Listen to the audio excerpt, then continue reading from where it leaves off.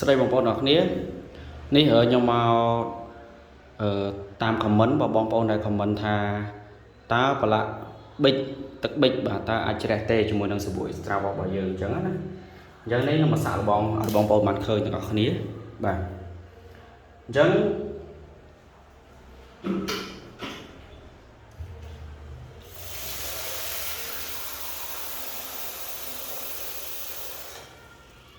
បាទបងប្អូនបាទអញ្ចឹងជាដំបូងខ្ញុំប្រោះទឹកសិនបងប្អូនដើម្បីឲ្យសើមបាទ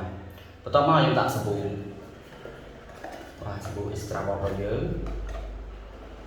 បាទនេះបាទនេះសាប៊ូរបស់យើងបងប្អូនអញ្ចឹងខ្ញុំរោយពីលើបងប្អូនបាទ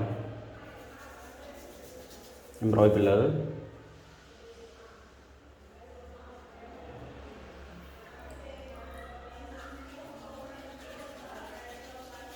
បាទ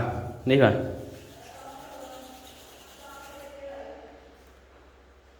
និយាយរួមបើសិនជាយើងបើសិនជាបងប្អូនចង់ជ្រះលឿនបងប្អូនមិនបាច់ធ្វើដូចខ្ញុំក៏បានដែរបងប្អូនដាក់ច្រាសទៅលឿនជ្រះលឿនបងប្អូនបាទយើងប្រើច្រាសតែនេះខ្ញុំចង់រកឲ្យបងប្អូនមើលសិនបាទដើម្បីបងប្អូនបានឃើញអញ្ចឹងណាអញ្ចឹងឥឡូវខ្ញុំប្រើច្រាសបងប្អូនបាទប្រើច្រាសទូ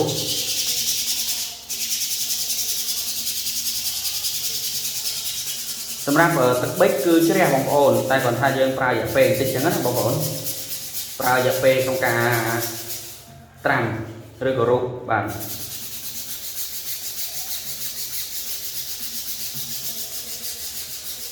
អញ្ចឹងនេះជ្រះបដាបងប្អូនបាទជ្រះបដាហើយ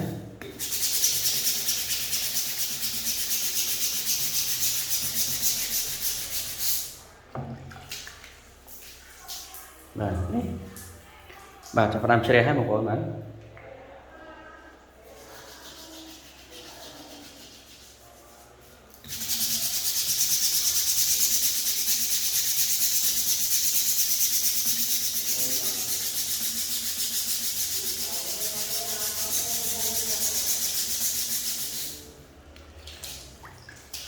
ជ្រះហើយបាទចាប់ផ្ដើមជ្រះហើយបងប្អូនបាទអញ្ចឹងករណីដែលទឹកប៊ិចអញ្ចេះយើងត្រូវតែបោកទាំងក្នុងទាំងក្រៅបងប្អូនបានស្អាតល្អទាំងក្នុងទាំងក្រៅបងប្អូនបាទ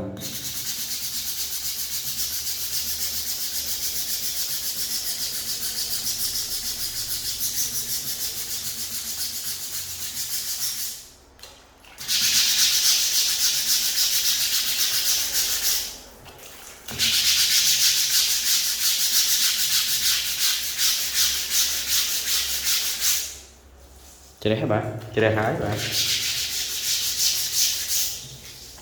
នេះបាទ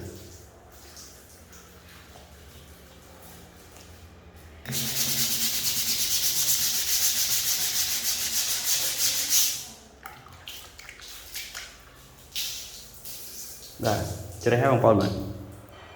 ជ្រះស្អាតតែម្ដងបងប្អូនបាទអញ្ចឹងនេះ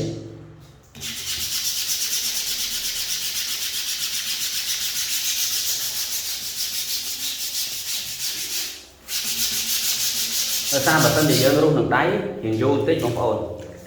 អញ្ចឹងរៀងយូរបាទឥឡូវស្អាតច្រាញ់បាទស្អាតច្រាញ់ហើយបងប្អូនបាទបាទស្អាតច្រាញ់តែម្ដងបងប្អូន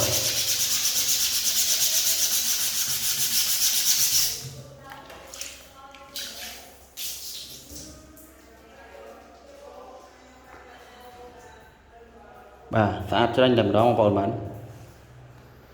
ជាមួយ extra របស់យើង